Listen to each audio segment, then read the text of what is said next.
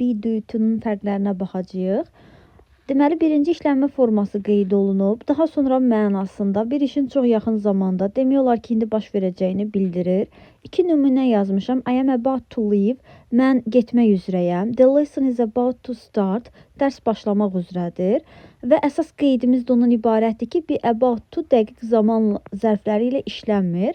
Yanlış olaraq, məsələn, in 5 minutes, 5 dəqiqə sonra və yaxud da tomorrow, sabah ifadələrinin işlənməsi səhvdir. Çünki bu zaman forması artıq hal-hazırda baş verdiyini göstərir və ondan sonra bir zaman zərfinin işlənməsi düzgün deyil. Bir due to'ya baxırıq, işlənmə forması, daha sonra və mənası da odur ki, bir işin planlaşdırılmış, cədvəl üzrə baş verəcəyini bildirir.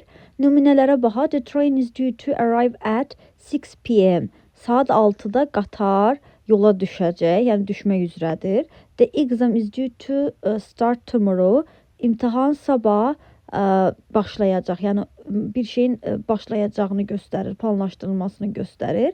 Gördüyümüz kimi burada zaman zərfləri işlənə bilir. Məsələn, tomorrow at 6 o'clock, next week kimi zaman zərfləri işlənə bilir. Amma be about to da işlədə bilmərik.